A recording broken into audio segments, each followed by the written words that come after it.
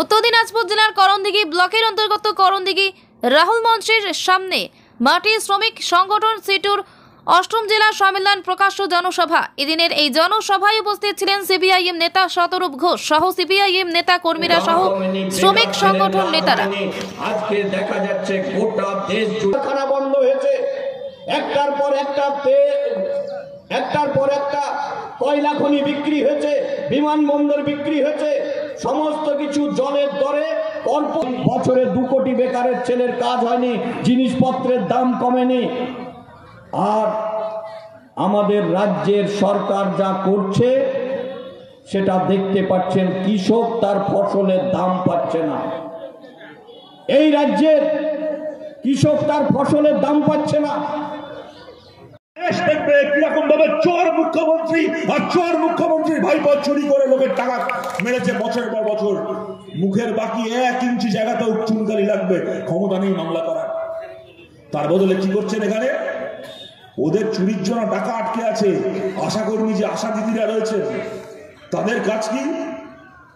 তারা health worker, আশা দিদিরা গ্রামে গ্রামে কোনো মহিলা যদি গর্ভবতী হন, তিনি যদি বাড়িতে যাতে সন্তান প্রসব না করে স্বাস্থ্যকেন্দ্রে গিয়ে, গ্রামের হাসপাতালে গিয়ে সন্তানের জন্ম দেন, গর্ভবতী মা ঠিকমতো তার খাওয়া দাওয়া হচ্ছে কিনা, ঠিকমতো পুষ্টি পাচ্ছেন কি না পাচ্ছেন সেটা দেখাশুনো করা, এইগুলো করা আশা কর্মীদের কাজ, আশা দিদিদের কাজ।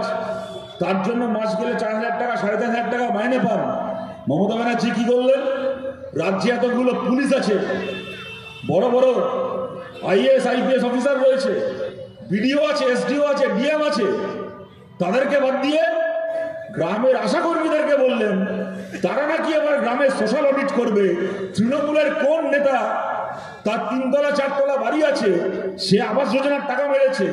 কোন নেতা নিজের ভাইপো ভাগ্নের নামে জব কার্ড তৈরি করেছে, তার সোশ্যাল অডিট নাকি গ্রামের আশা দিদিরা করবে?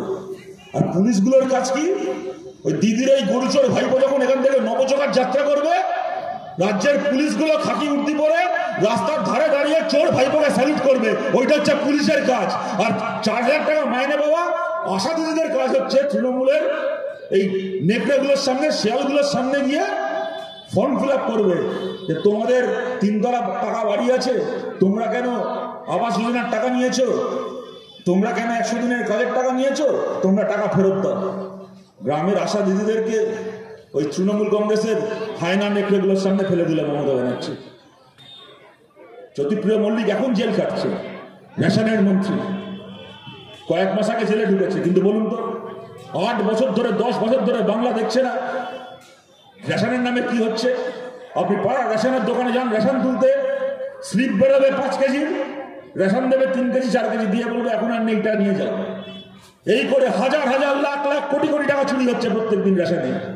এখানে 100 দিনের কর্মীরা রয়েছে, সদস্য সংখ্যা কমে যাচ্ছে, এটা ঠিক নয়। মানে মাঝখানে একটা সময় কমে গেছিল, তার পেছনে বহু আক্রমণ, বহু অনেক কিছু তার যে পরিস্থিতি ছিল আপনারা জানেন।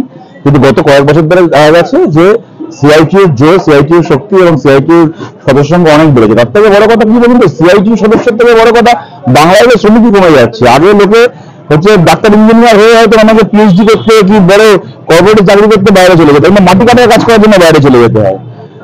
এখন তো রাজমিস্ত্রির কাজ করার জন্য বাইরে চলে যেতে হচ্ছে। বাংলায় তো আর শ্রমিক নেই।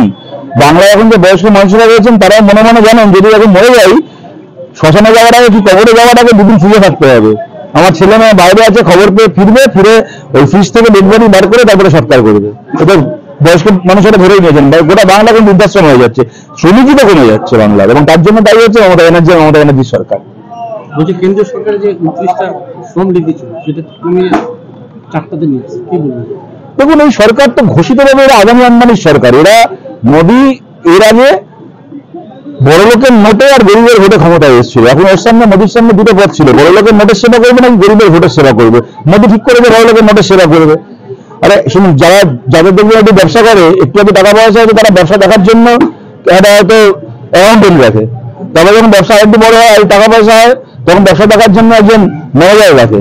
আর আমাদের এখানে আদানি আম্বানি এত বড় লোক, ওরা ব্যবসা দেখাশোনা করার জন্য নিজেদের ওরা কোনো অ্যাকাউন্ট রাখেনি, ওরা কোনো ম্যানেজার রাখেনি, ওরা প্রধানমন্ত্রীকে চাকরিতে রেখেছে।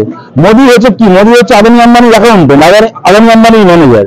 সুতরাং আদানি আম্বানিদের যা সুবিধা হবে তাই করবে। 29টা শ্রমবাণিজ্য কমিয়ে 4টে করা হচ্ছে। আগে যা সংখ্যা ছিল যে একটা কারখানায় ট্রেড ইউনিয়ন করা যাবে কি অন্ততপক্ষে তার পেনশন দিতে হবে, প্রভিডেন্ট ফান্ড দিতে হবে, এই করতে হবে, তার জন্য সংখ্যা ছিল আগে 100-এর উপর শ্রমিক হলে করতে হবে, এই সংখ্যা এখন কমিয়ে দিল।